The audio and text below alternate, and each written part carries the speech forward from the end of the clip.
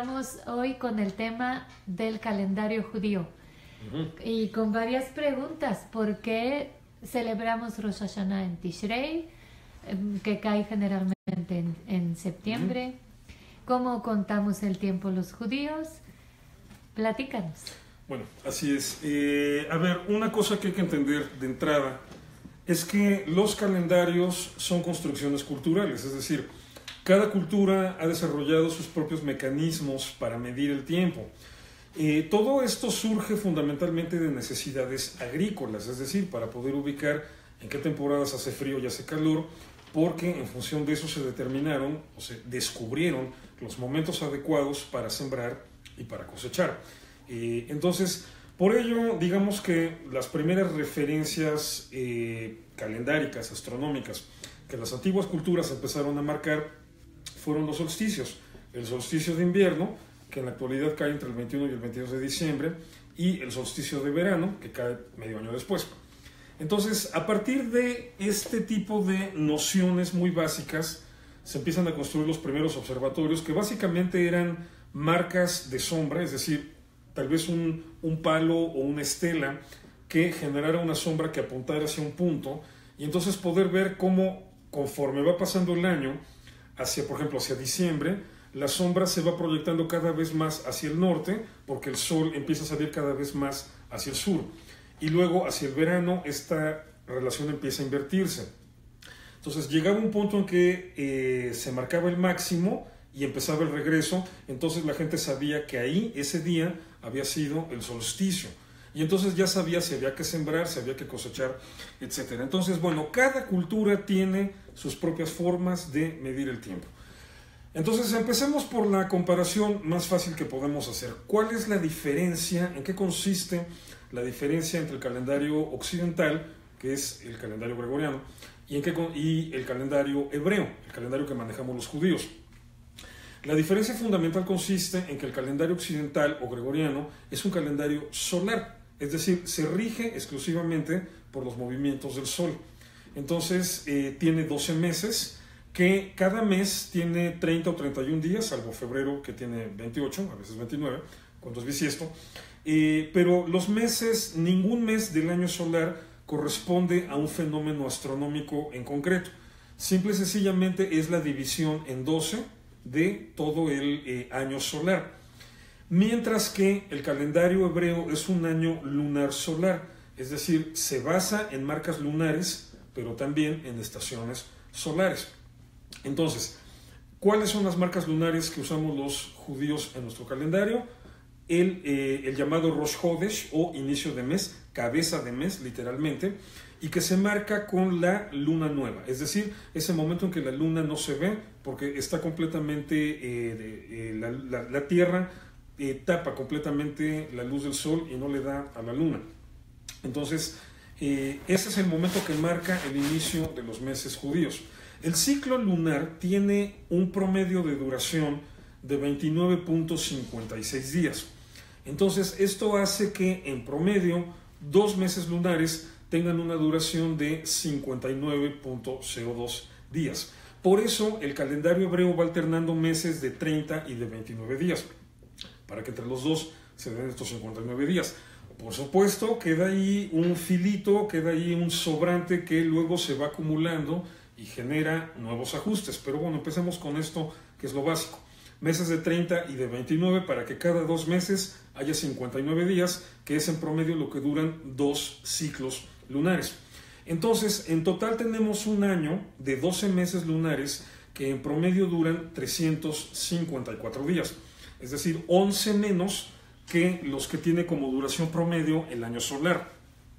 Ahora bien, estos 11 días que quedan de diferencia provocarían, por ejemplo, que después de 3 años ya tenemos 33 días acumulados, prácticamente un mes. En cuanto a meses hebreos, un mes más 3 días o un mes más 4 días. Entonces, digamos que todo se recorrería un mes. Eso le pasa al calendario islámico, que es 100% lunar. Por ejemplo, si ustedes le ponen atención a la fecha de celebración del Ramadán, van a notar que cada año se va recorriendo un poco y que llega un momento en que el Ramadán se está celebrando medio año antes o después de varios años antes, ¿no?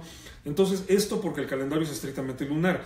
Pero el calendario hebreo no puede ser exclusivamente lunar. ¿Por qué? Porque en la Torah hay una ordenanza de que la celebración de Pesaj, de la Pascua, se tiene que hacer en el mes del Aviv, es decir, en la temporada de la primavera. Aviv en estricto se refiere a la primavera y representa en la antigüedad... ¿Nada más por esta festividad? Sí, por esta festividad, exactamente. El Aviv se marcaba con cuando se veía que la cebada ya había madurado y estaba lista para cosecharse. Entonces, la festividad de Pesaj tiene que celebrarse en la temporada de Aviv, es decir, en la primavera. Entonces, si usáramos un calendario estrictamente lunar que cada año se retrasa 11 días, después de 3 años, perdón, ya estaríamos recorridos un mes hacia atrás y a más tardar sería cuestión de 9 años, es decir, de 3 meses, para que Pesaj se estuviera celebrando inevitablemente en invierno. Entonces, por eso viene la necesidad de hacer un ajuste. ¿Cuál es el ajuste que hace el calendario hebreo? Agregar un mes, el mes de Adar 2, dentro de justamente el mes anterior a Nisan, que es el primer mes de la temporada de primavera, es el mes de Adar, que es cuando celebramos Purim. Pero entonces hay una regla establecida. Esta era una de mis preguntas. Okay. Y ahorita voy a explicar cómo funciona esta regla. Hay una regla que establece que determinados años hay que agregar un mes de Adar 2, es decir, se hace un año de 13 meses para que entonces no se rompa esta idea de celebrar Pesaj en primavera. Por eso el calendario hebreo es lunar solar. Obviamente este tipo de ajuste es muy diferente al ajuste que utiliza el calendario gregoriano, que es muy elemental, todo el mundo lo conoce y es el año bisiesto. Es decir, dado que el año solar completo no dura 365 días, sino 365.26 días. Entonces, ese punto 25 y decimales, ¿no? Que casi llegan a punto 26. Esa fracción, que es casi de un cuarto, hace que cada 4 años ya se haya acumulado un día. Entonces, por eso, cada 4 años se agrega 29 de febrero y es año bisiesto. Pero, de todas maneras, es un sistema muy diferente y por eso los años judíos y los años occidentales rara vez tienen, digamos, la misma relación, ¿no? Siempre va habiendo variaciones mayores o menores, pero Rosh Hashanah puede caer de repente en 5 de septiembre, de repente en 10, de repente en 15. Por ejemplo, Hanukkah, que es la festividad que acabamos de pasar, hace un año, en el 2016, empezó el 24 de diciembre, fue un año que coincidió con Navidad. Este año, en 2017, cayó en 12 de diciembre, ahora coincidió con la festividad que aquí en México se celebra la Virgen de Guadalupe. Entonces, siempre vamos a encontrar estos desfasamientos porque son calendarios que operan a partir de parámetros astronómicos diferentes, el gregoriano solar exclusivamente, el hebreo solar y lunar al mismo tiempo, y que tienen, por lo tanto, sistemas de ajuste distintos. ¿Por qué los sistemas de ajustes? Porque ningún ciclo astronómico tiene una duración cerrada. Es decir, no hay un ciclo que dure exactamente 7 días, exactamente 9 días, exactamente 30 días. Por ejemplo, el de la Luna dura 29.56 días. Y lo mismo sucede con el del Sol, 365.26 días. Entonces, esas fracciones decimales que quedan se van acumulando y van creando la necesidad de hacer estos ajustes. Ahora bien, el calendario gregoriano, el calendario actual, occidental, no tiene ya problemas porque es un calendario completamente secularizado. Aunque tiene un origen religioso, ya no tiene connotaciones religiosas directamente vinculadas con los fenómenos astronómicos. Por eso, me refiero a esto, sucede que el solsticio de invierno antes caía en la noche del 24 al 25 de diciembre. Por eso las festividades relacionadas con las religiones solares se celebraban en esta fecha y por eso el cristianismo primitivo, en un momento en que simplemente no tenían forma de recuperar la fecha correcta del nacimiento de Jesús, por una cuestión eminentemente simbólica, ponen la celebración de la Navidad en esta fecha. Pero en la actualidad el solsticio está cayendo entre el 21 y el 22, es decir, ya se recorrió 3 días. ¿Por qué? Por las imprecisiones astronómicas del calendario gregoriano. Es decir, tiene ese piquito de 0.26, pero el ajuste de un día cada 4 años nada más resuelve 0.25, que 0.25 más 0.25 más 0.25 más 0.25 nos da un día. Pero ese otros 0.01 que se va acumulando, a la larga, después de cientos de años, se convierte en otro día, o en otro día, o en otro día. Entonces, la relación entre la festividad, vamos a decirlo en términos modernos, de la Navidad y del solsticio de invierno, ya se rompió 3 días. Pero insisto, como el calendario occidental ya es eminentemente secular, es decir, ni siquiera a las iglesias actuales, en su mayoría, les importa que la festividad no coincida con el solsticio. Entonces no hay problema y el calendario gregoriano sigue funcionando sin necesidad objetiva de ajustes. Sería nada más esta necesidad teórica. Con el judaísmo no pasa así. Con el judaísmo sí tenemos muchos problemas que nos obligan a hacer muchos ajustes. ¿Por qué? Porque, por ejemplo, no podemos... Rosh Hashanah empieza y a los 10 días se celebra Yom Kippur, que es el día más sagrado del año. No podemos darnos el lujo de que Yom Kippur se celebre a partir del jueves en la noche. ¿Por qué? Porque si Yom Kippur empieza el jueves en la noche, como es un día de reposo y es un día de ayuno, entonces no se pueden hacer preparativos para Shabbat, que empezaría el viernes en la noche. Entonces, y como un viernes en la noche empieza Shabbat y no se puede cocinar, las familias judías ortodoxas tendrían que ayunar forzosamente 2 días sin comer absolutamente nada porque no hay manera de preparar ni de cocinar.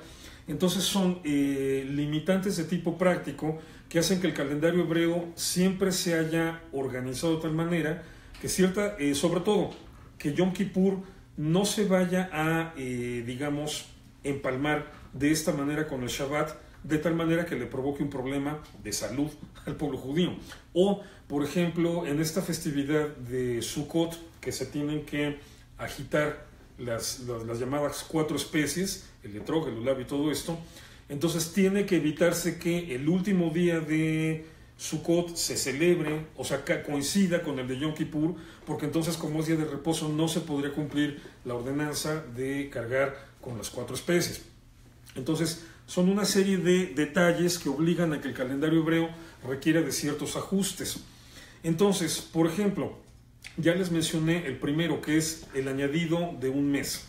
A este tipo de año, tradicionalmente le llaman bisiesto, ya por utilizar los términos occidentales, pero el término correcto, un año judío con 13 meses, se le llama año embolismal. ¿Año qué? Embolismal. ¿Y entonces, eso? Pues ese es el término. También podrás preguntar por qué le pusieron Irving al niño. Bueno, así le pusimos, ¿no? Ok, otro día explico las etimologías. Vamos ahorita con el punto. Entonces tenemos años normales y años embolismales. Pero aparte, por estas necesidades de ajustar el calendario para que las festividades importantes no se empalmen y provoquen problemas de observancia alágica, es decir, de observar, la obediencia a una no tenga que provocar la desobediencia a otra, es a lo que me refiero. Entonces, se aprovecha un fenómeno astronómico muy simple. Por ejemplo, si la luna nueva, astronómicamente hablando, cae a las 8 de la mañana de un día, entonces, bueno, se supone que estamos muy cerca de la puesta de sol anterior. Entonces, por ejemplo, que hoy a las 8 de la mañana hubiera sido la luna nueva, bien, entonces ayer en la tarde comenzó el mes nuevo. Pero si la luna nueva cae más bien, digamos, como eso de las 2 de la tarde, aunque fue este día, ya está más cerca del otro. Entonces, en realidad, astronómicamente, te puedes dar el lujo de escoger uno o el otro como día para la celebración del Rosh Hodesh.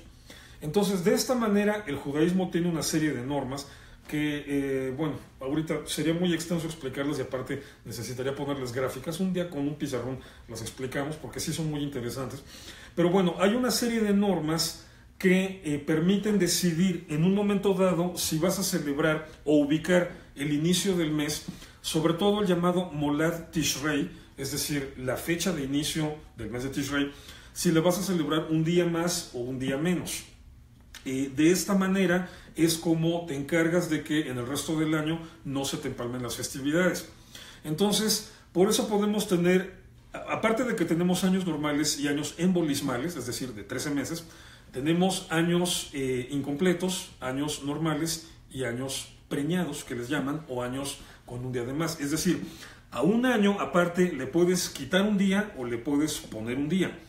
Entonces tienes, si el año normal es de 354 días y por lo tanto el año embolismal tiene 30 días más, 384 días, el año normal incompleto es de 353 y el año normal preñado es de 355 y el embolismal incompleto es de 383 y el embolismal preñado es de 385. Entonces los judíos podemos tener años de 353, 354, 355 o 383, 384 o 385 días. Así de complicados somos. Bien, entonces, ¿cómo se aplica esto? Se aplica sobre los meses de Heshvan y Kislev. Normalmente Heshvan tiene 29 días y Kislev tiene 30. Cuando se va a hacer un año preñado, a Heshvan se le agrega un día. Entonces Heshvan tiene 30 y Kislev tiene 30. Cuando se va a hacer un año incompleto, a Kislev se le quita 1. Entonces Heshvan queda con 29 y Kislev queda con 29. De esa manera es como se controla que las festividades no se empalmen y puedan funcionar perfectamente, aunque vengan en secuencia una con otra. ¿Quién decide eso? Ok, esto, y buen punto porque para eso iba. Todos los calendarios pasan, bueno, los calendarios de las grandes culturas, me refiero, o sea, los grandes calendarios pasan por 3 fases de evolución a lo largo de la historia. Al principio es pura observación, pura observación. Luego viene una etapa en la que se desarrollan ya conceptos astronómicos, o sea, cálculo científico, cálculo astronómico, y se empieza a complementar con la observación. Más bien, el cálculo astronómico complementa la observación. Y las grandes culturas han llegado al punto, como por ejemplo la nuestra, donde ya no dependemos de la observación. Por medio del conocimiento matemático que tenemos de los ciclos astronómicos, podemos calcular lo que sea. Entonces ya sabemos, ahorita ya sabemos cuándo va a haber eclipses, cuándo va a haber lunas nuevas. O sea, ya esto no es un misterio, no lo necesitamos observar. Las matemáticas funcionan. Entonces ya sabemos qué sumas, qué restas, qué multiplicaciones y qué divisiones hay que hacer. Y entonces se puede llegar a este punto donde todo sea cuestión de cálculo. En la antigüedad, es decir, en el tiempo del antiguo Israel y todavía en tiempos del Sanedrín, es decir, hasta final de la época del Segundo Templo, básicamente se hacía por observación. Entonces tenías que sacar, se requerían de 2 testigos que salieran a observar y que vieran que ya apareció el filo de la luna nueva. Bueno, eso ya no es la luna nueva, eso ya es la luna creciente. Pero ya una vez que aparecía el filo, ellos confirmaban, comenzó el mes. Entonces declaraba el inicio del Rosh Hodesh. Tenías que traer testigos que te dijeran, la cebada ya está lista para cosecharse. Entonces ya podemos celebrar Pesaj el próximo día 15, o sea, la próxima luna llena. Que como las festividades judías, muchas caen en 14, por ejemplo, Pesaj, que el 14 o 15 de Nisan. Entonces estamos hablando de que ahí la luna ya está en la mitad del ciclo y está llena. Por eso todas las festividades judías son en luna llena. Entonces, bueno, no todas, las que se celebran en 14 o 15 del mes correspondiente. Pero entonces, de esa manera, por ejemplo, se celebraba cómo saber si el mes tenía que ser de 12 o de 13 meses. Pues tenías que llegar al terminar tu 12º mes y el siguiente mes en donde podrías ya celebrar Pesaj, o sea, terminabas Adar. Y antes de declarar el inicio de Nisan, tenías que ver si ya había madurado la cebada. Si ya maduró, entonces, ok, este mes que empieza es Nisan y en 15 días celebramos Pesaj. Si no había madurado, entonces decías, no maduró. Este mes entonces es Adar Bet, Adar 2, y hasta el siguiente mes celebramos Pesaj. Así es como se hacía en la antigüedad. Poco a poco la ciencia fue evolucionando y, por ejemplo, se llegó al conocimiento de lo que hoy llamamos ciclo metónico. Le llamamos ciclo metónico porque se creía que el primero en haber sistematizado esta información fue Metón de Atenas en el siglo V, antes de la era común. Y Metón de Atenas se supone había descubierto que los ciclos lunares y solares se empatan casi a la perfección en un lapso de 19 años. Es decir, que si por ejemplo en este momento estuviera dándose la luna nueva, en este momento preciso, digo, no la veríamos porque es de día, pero astronómicamente este fuera el momento de la luna nueva, la próxima vez, ¿qué día es hoy? ¿15?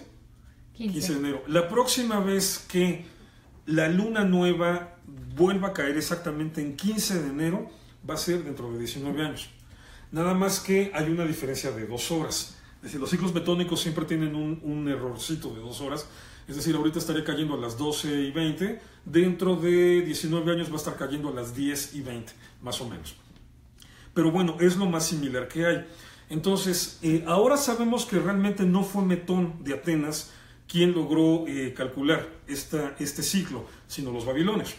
Pero bueno, el caso es que entonces babilonios y judíos desde más o menos el siglo 6 o 7 antes de la era común ya tenían claro este concepto de ciclos de 19 años y entonces habían podido hacer un ajuste. En un principio el calendario hebreo establecía que cada 8 años hay que meter 3 años en bolismales. Es decir, más o menos en promedio cada 8 años 5 son normales de 12 meses y 3 son embolismales de 13 meses. Pero ya con el conocimiento del ciclo metónico se pudo establecer una regla que funciona y funciona perfectamente bien. Es decir, que en cada ciclo de 19 años, el año 3, el año 6, el año 8, el año 11, el año 14, el año 17 y el año 19, es decir, un total de 7 años del ciclo de 19, tienen que ser embolismales. Así funciona el calendario hebreo siempre.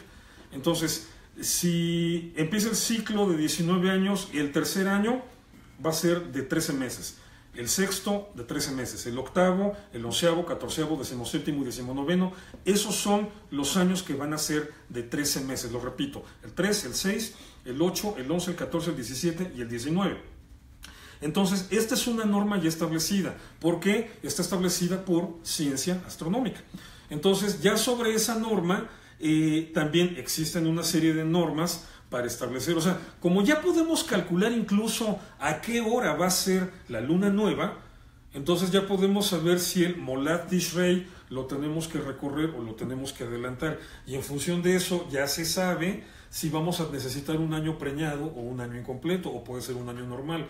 Entonces, cualquiera puede consultar ahorita ya en internet tablas de años hebreos de aquí a 1000 años y ya está perfectamente establecido cuál va a ser embolismal, cuál va a ser embolismal preñado o embolismal incompleto, etc. Ciencia astronómica.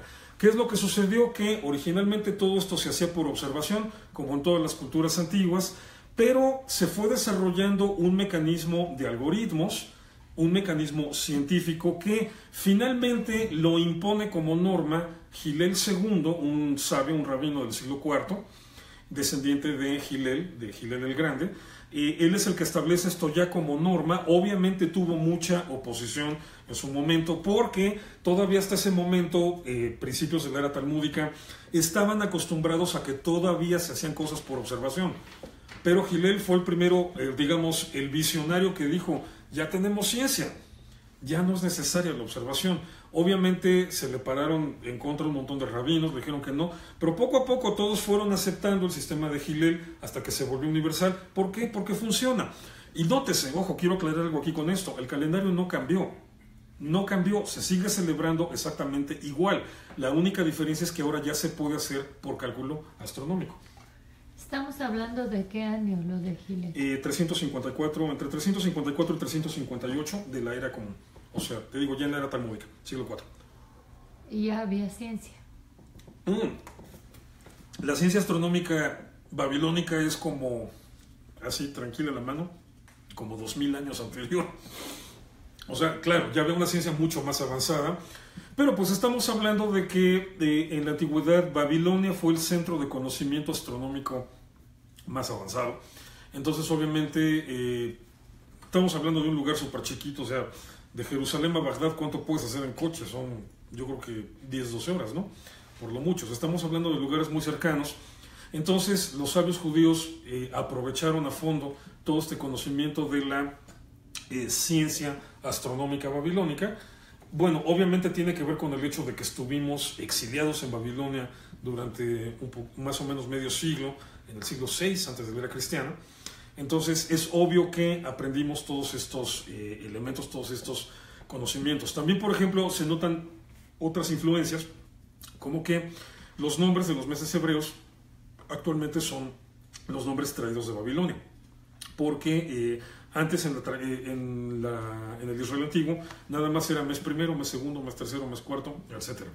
Ya a partir de que los babilonios dominan, pues imponen sus nombres, igual que los romanos que controlaron el Imperio Romano, a todo mundo le impusieron sus nombres y por eso seguimos diciendo enero, febrero, marzo, abril, etc., ¿no? Entonces fue mucha la influencia de la ciencia babilónica, avanzadísima, o sea, conforme se han ido traduciendo más tablillas que se han recuperado en Babilonia, es sorprendente el nivel de conocimiento de astronomía y de matemáticas que alcanzaron a lograr. Entonces, de paso, mencionabas una pregunta al principio, ahorita que tocamos ya lo de Babilonia, ¿por qué celebramos el Año Nuevo en Tishrei? Que es muy interesante y que tiene que ver con esta cuestión de la cultura mesopotámica, y que es una cuestión prácticamente olvidada. ¿Por qué? Porque el pueblo judío fue el único que preservó esa realidad cultural que antes imperó en todo el Medio Oriente, pero que luego fue perdiéndose. Me refiero a esto. La Torah dice que el mes de Nisan, el mes de Pesaj, dice, este os será el principio de los meses. Entonces, en el concepto religioso, el calendario hebreo empieza en Nisan, pero el calendario civil no. El Rosh Hashanah, el inicio del año, inicia en Tishrei. ¿Por qué? Porque en la antigüedad, desde los sumerios, es decir, desde siglos antes de la aparición del pueblo de Israel, desde muchos siglos antes de la aparición de Israel, todas las culturas de Mesopotamia, sumerios, acadios, elamitas, gutúes, etc., tenían ya la noción, la idea bien clara de que la creación se había hecho en Tishrei. De hecho, la palabra Bereshit, en el principio, en la Torah, si quitamos la conjunción que es Be y nada más nos quedamos con Reshit, principio, son las mismas letras del nombre Tishrei. Entonces, incluso como técnica de lectura rabínica, podría ser válido decir Betishrei, en Tishrei fueron creados los cielos y la tierra. ¿Por qué? Porque tanto Tishrei como Reshit son palabras que dentro del mundo de los idiomas semíticos provienen de una raíz acadia que significa principio. Entonces, todas las culturas de Medio Oriente en la antigüedad sabían, esa era su idea cultural universal, que la creación había sido en el mes de Tishrei, bueno, en lo que en judío es el equivalente al mes de Tishrei, es decir, al mes que zodiacalmente hablando, tal vez, bueno, en cada cultura los nombres de los meses variaban, entonces tal vez habría que decirlo más tomando la referencia del zodiaco babilónico, que era generalizado en todos, es decir, en el mes de Libra. Entonces, por eso todas estas culturas en la antigüedad tenían la noción de que en ese momento Dios juzgaba, o los dioses juzgaban a la creación. No es una idea que se nos haya ocurrido a nosotros los judíos, era una idea que existía en el mundo desde mucho tiempo antes, es decir, desde los tiempos prebíblicos o preabrámicos.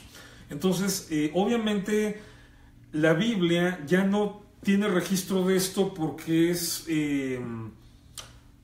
como si, por ejemplo, voy a hacer una comparación un poco extraña, pero para entender cómo funcionan estas cosas. Imagínense que ahorita, bueno, no, todo mundo celebra el Oktoberfest. Oktoberfest es una festividad de Alemania para la cerveza por cuestiones de la cosecha, la maduración y el procesamiento de la cebada. Pero bueno, en octubre los alemanes celebran una fiesta cervecera. Tan buena es la cerveza alemana y tan interesantes son estas fiestas que ya todo el mundo celebra el Oktoberfest. Cada octubre aquí en México el colegio alemán hace su celebración del Oktoberfest y todo el mundo festejamos el Oktoberfest. Imagínense que de repente toda la cultura occidental desapareciera y solamente quedara un grupo. Y en los documentos de ese grupo se hablara del Oktoberfest. Pero obviamente, si esos documentos se escribieron en esta época en la que todo el mundo celebraba el Oktoberfest, si yo escribo algo sobre Oktoberfest, no necesito explicar qué es porque todo el mundo lo sabe. O todo el mundo puede buscar en internet, investigarlo y lo sabe. Pero si todo se viniera abajo, todo desapareciera y nada más quedara mi escrito, entonces dentro de 5000 años probablemente la gente pensaría que yo inventé el Oktoberfest, porque no hay ninguna referencia anterior a eso. Entonces, todo ese mundo mesopotámico prácticamente se perdió, desapareció. Y por eso en la Biblia pareciera que los únicos que tenían la noción de que el año empieza en Tishrei y de que Dios juzga al mundo en Tishrei éramos nosotros, los israelitas, cuando no es cierto. Era una idea aceptada por todas las culturas desde mucho antes de la aparición de los israelitas. Por eso el nuevo año se sigue celebrando en Tishrei, porque nosotros seguimos haciendo las cosas exactamente como las hacíamos desde el principio. Entonces sí, nuestra perspectiva religiosa, nuestro año religioso empieza en Nisan, pero Nisan no es el aniversario de la creación del mundo, es el aniversario de la liberación de Israel. El aniversario de la creación del mundo está en Tishrei, y eso se sabía desde los sumerios, seguramente desde antes. Sabemos de los sumerios porque ellos ya dejaron registros escritos, pero seguramente pues es una idea que viene desde antes. Entonces, por eso lo celebramos en Tishrei, y en ese sentido el calendario hebreo preserva una noción cultural que era universal en la antigüedad, pero que luego prácticamente desapareció con todas esas culturas y que solamente preservamos nosotros. Bien, ¿tenemos preguntas? Sí, tenemos muchas preguntas. Uy, ok, bien. La primera, ¿qué hacemos en Rosh Hodesh? Obviamente, lo más importante que hacemos en la actualidad, aquí lo que hay que entender es que hay una diferencia de prácticas en relación al judaísmo antiguo y al actual por la destrucción del templo.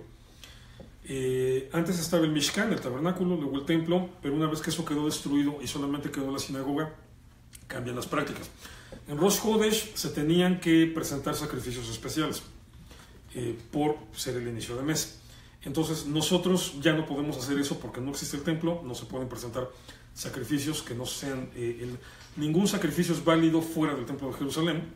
Entonces la tradición rabínica retoma los horarios. Esto aplica a todos no nada más a Rosh Hodesh, a todo. Toma los horarios de los sacrificios de la antigüedad, el sacrificio de la mañana, el de la tarde y el de la noche, y el sacrificio especial que se hacía, por ejemplo, en Rosh Hodesh, y de ahí se establece los horarios de los rezos. Ahora el judaísmo reza en vez de hacer estos sacrificios. Entonces, obviamente, en Rosh Hodesh se hacen unas bendiciones especiales, la bendición de la luna, la bendición del mes nuevo. Obviamente, digamos que como elemento principal de la liturgia de Rosh Hodesh se hace lectura de la Torá. Siempre se lee el sábado en la tarde y se lee el lunes y se lee el jueves, para que no pasen más de 4 días o de 3 días sin que haya lectura de Torá. Pero entonces, por ejemplo, una de las formas en las que actualmente también marcamos esta distinción, esta cualidad especial del Rosh Hodesh, del inicio del mes, es que entonces también en Rosh Hodesh hay lectura de Torá. Por ejemplo, bueno, también en los días de festividad, los días de Pesaj hay lectura de Torá, etc. Y por lo tanto, Rosh Hodesh es un día en el que se pueden celebrar también ceremonias como el Bar Mitzvah. ¿Por qué? Que en un Bar Mitzvah hay que leer Torah, entonces es muy frecuente que Rosh Hodesh aparte esté, digamos, embellecido con un Bar Mitzvah, con una celebración de esta naturaleza, ¿no? Entonces ya no podemos hacer las mismas celebraciones que en la antigüedad por esta cuestión de que no existe el templo. Entonces, adaptados a nuestra realidad, de esta manera es como marcamos lo especial que es el Rosh Hodesh, principalmente con el servicio, las lecturas especiales de lo que le llamamos el Musaf, los agregados al rezo correspondientes al Rosh Hodesh, y con la lectura de la Torah. Ahora, otra pregunta, Irving, es ¿cuándo se debe de celebrar Shabbat y con qué calendario? Yo he oído mucho esta pregunta de qué calendario, por qué si Shabbat, por qué si el sábado es en el calendario gregoriano, por qué se agarra este día, etcétera. Ok, aquí vamos a desenmarañar aquí. El calendario gregoriano y el calendario hebreo parece que manejan la misma semana porque son de 7 días, pero no es el mismo concepto de semana. O sea, a ver, vamos a aclarar, los judíos no agarramos el sábado del calendario gregoriano. De hecho, en el calendario gregoriano se llama sábado porque ellos agarraron el concepto de nosotros. Entonces, aquí el punto es este. En el calendario gregoriano, que es la semana romana, el día primero es el que ahora equivale al lunes, que era el día de la luna, por eso lunes. Luego el martes era el día segundo, que era el día correspondiente a Marte, El miércoles, el día correspondiente a Mercurio, es el tercero. El jueves, el día correspondiente a Júpiter, es el día cuarto. El viernes, el día correspondiente a Venus, es el día quinto. El sábado, que era el día correspondiente a Saturno, el día sexto. Y el domingo, el día correspondiente al Sol, es el día séptimo. En la semana hebrea, el domingo es el día primero. Yom Rishon, es decir, así es como lo llamamos, no tiene nombres. O sea, obviamente aquí en Occidente usamos los nombres occidentales por comodidad, pero en hebreo no tiene nombres. Día primero, día segundo, tercero, cuarto, quinto, sexto y Shabbat. Y el día primero es el domingo. Entonces, no son semanas idénticas.